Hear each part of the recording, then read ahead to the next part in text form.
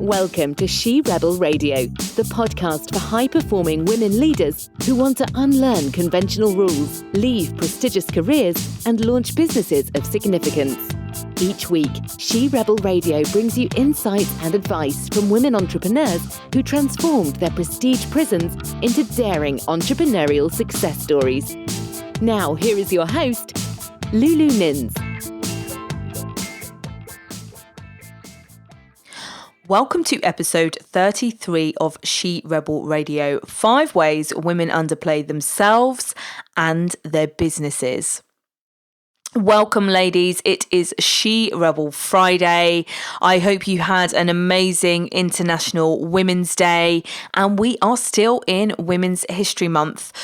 Big thank you to those of you that have been following 30 days of She Rebel Radio all over my socials this March to celebrate the first 30 episodes of She Rebel Radio and, of course, International Women's Day and Women's History Month. And thank you so much for returning to She Rebel Radio, or if you're new, a big welcome to you. And if you love what you hear, if you are enjoying these episodes, please leave us reviews on whichever platform you listen to She Rebel Radio on, as that really helps shows like this to grow organically and reach the women that need to hear the message that is part of the She Rebellion and She Rebel Radio.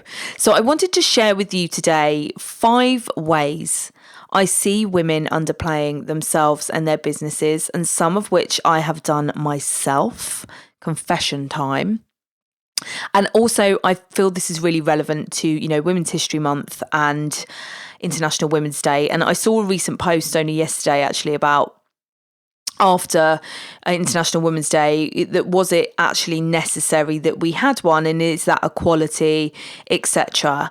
And there was quite a few comments, some angry people in that respect. And, I found it very interesting that, a woman in 2020 feels that she has equality, and that's incredible. And there is a time that I would have totally agreed with that. I trained to be a lawyer. I really grew up believing that I had equality and I could do anything I wanted. And it was only getting into that system for 11 years and then removing myself from that and then helping other women through that process themselves of leaving prestigious positions, that realizing the quite archaic and structure of prestige itself is very driven by men and the masculine rather than women and the feminine, and we've massively squeezed ourselves to fit into that, and we're seeing a rise of women. And the International Women's Day has massively grown and evolved this last 5 years because it's driven by women, which means that it's something that does feel like it's needed. And it's really important to remember that as women, it was only 100 years ago we were arguing that in the legal system that we were actually people as well. That wasn't that long ago. And there really are cultural and societal impacts of that we are still carrying through. And it's really something that we have to check in with ourselves. It's not about pointing the finger and all of that stuff. And yes, things need to change and policies, blah, blah. But you can't always change the same thinking. You can't change something with the same thinking that created it. As Einstein said, we need to think differently and create new narratives, which is a big part of what She Rebel Radio is about as well, and bringing this kind of shadow blindness stuff to the surface. And it isn't something that women are not responsible for. We are responsible for, and we are having these conversations in terms of how we can move forward and heal that within ourselves. So what I'm going to share with you today is 5 ways that you can start to check in with yourself and where this shadow stuff might be coming up for you, and actually helping you to underplay your business of significance, of what you're trying to get out there in the world. So you might want to grab a pen and paper.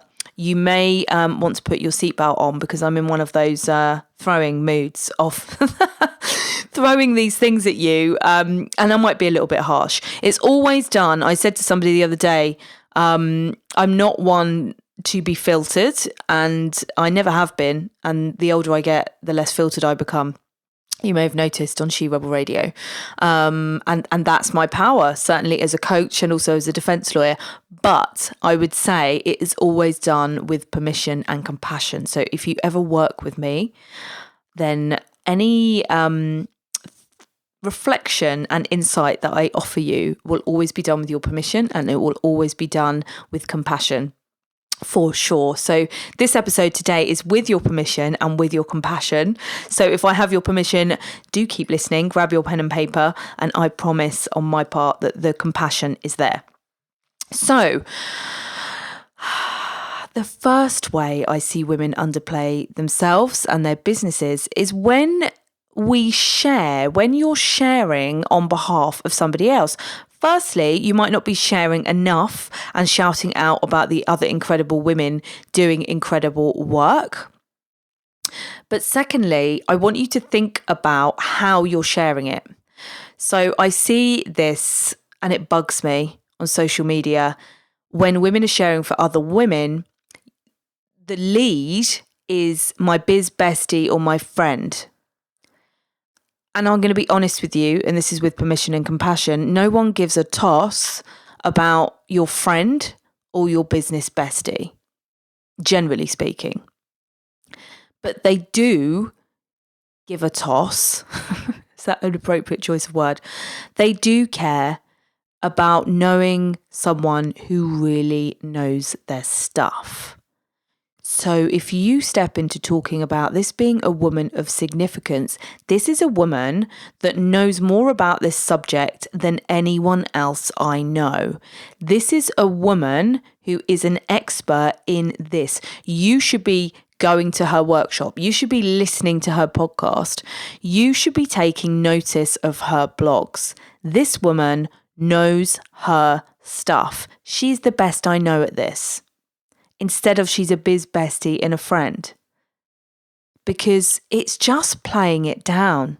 It's totally playing down what that person does and the expert that she is. And I know I took my nephew to Scouts, or picked him up, can't remember which, a couple of weeks ago. And there are girls at Scouts now. So we've come a long way, ladies. I'm not sure I would have wanted to go at that age. Again, always being the rebel, not wanting to do much extracurricular activity where I could avoid it.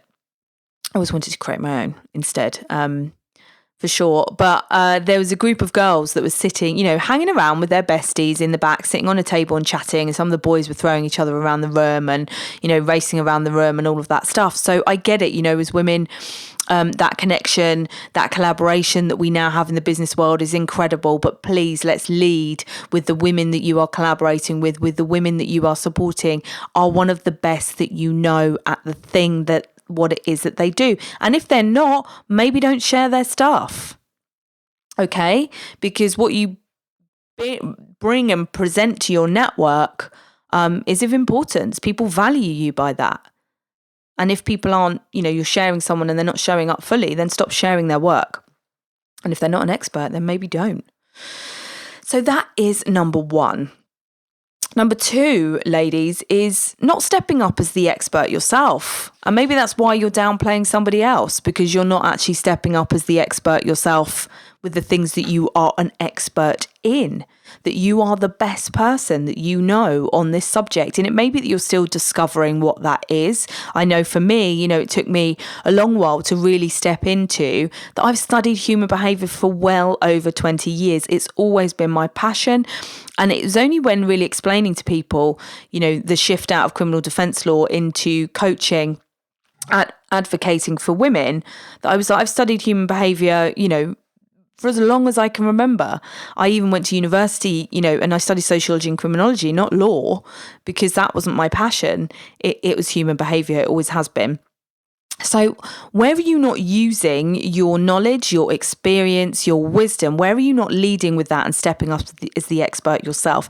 And if it's something, that you are discovering, or if it's something you're not discovering, you should be. And that's totally something that I can help you with. All the women that I work with are really, and that's a big part of the work that we do on the Rebel Heart Club Mastermind, is about them stepping up and into the expert that they absolutely are, but are firstly maybe haven't discovered what that is yet, or secondly have some fears around stepping into that fully.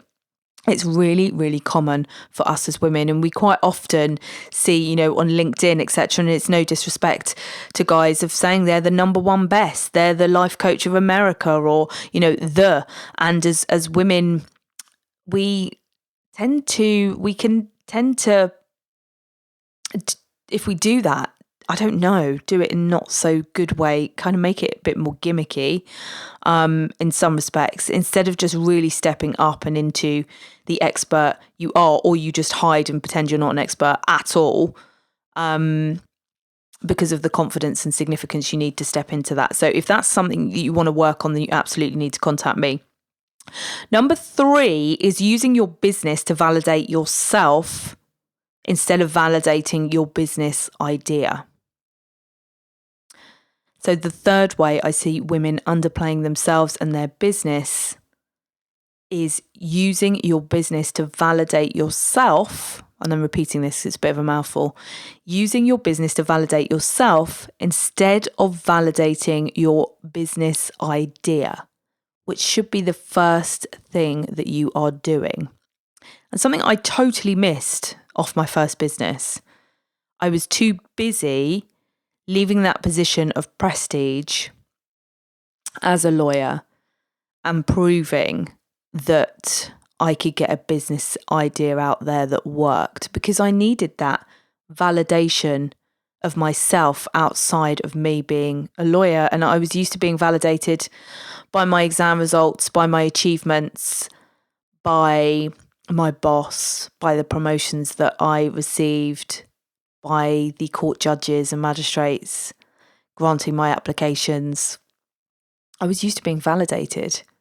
So all of a sudden, I didn't have the sources of validation that I had before. So I tried to validate myself by creating a successful business. What I should have been focusing on was validating whether the idea was worth running with in the first place.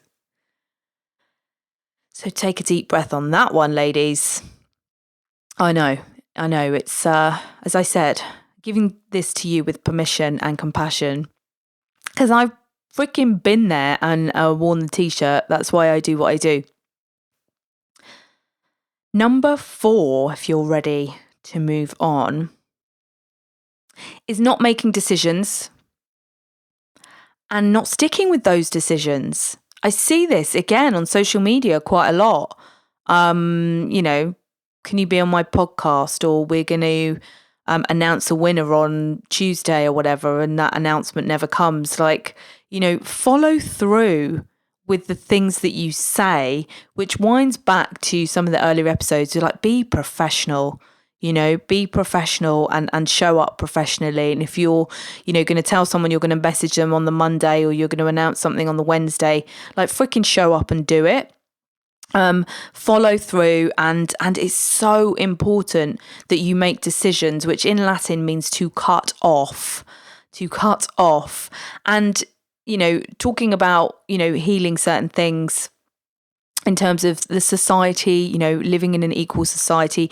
Women's decisions are more questioned than men's decisions in positions of prestige, etc. So there can be more doubt, and there is a study which I was looking at and going to be looking more into, actually, by Kathy Caprino, who says that women's decisions are more questioned than men, but they actually, women's decisions tend to be more data driven and actually backed up, which the alternative of that is they're more backed up than intuitively led, which in all respect, I feel is because women feel like they're not trusted in the decisions that we make. So, you go and get all the stuff to back it up. But it also is it might be a personality trait for you. And actually, I'm going to create an amazing training around this. So more is to come on this. But decisions need to be made quickly when you run a business.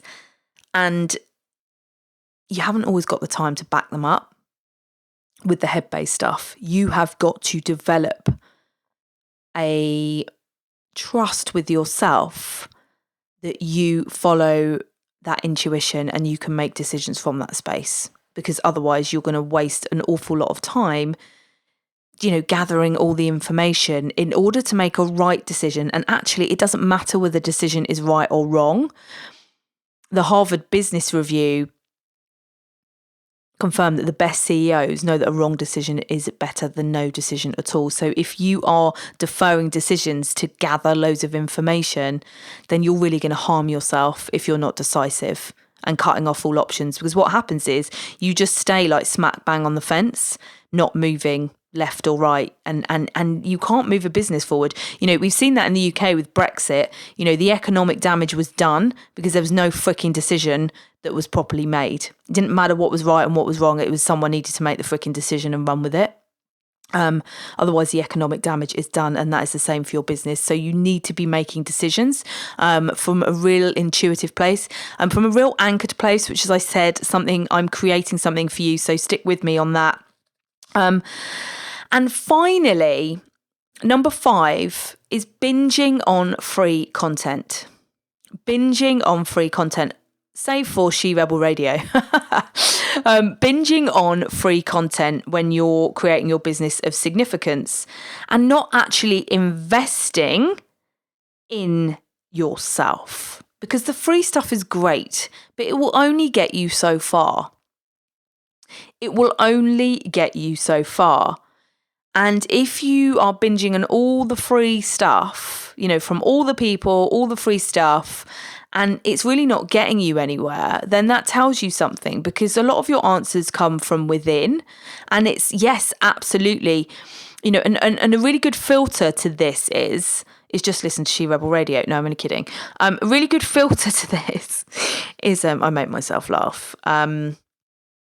My mum pointed out, and sister pointed that out to me the other day, that I used to do that a lot as a child, is make myself laugh. But, you have to, is, really check in with the free content that you are listening to, using, getting a lot out of. Really ask yourself the question, is this a person that I would actually invest in?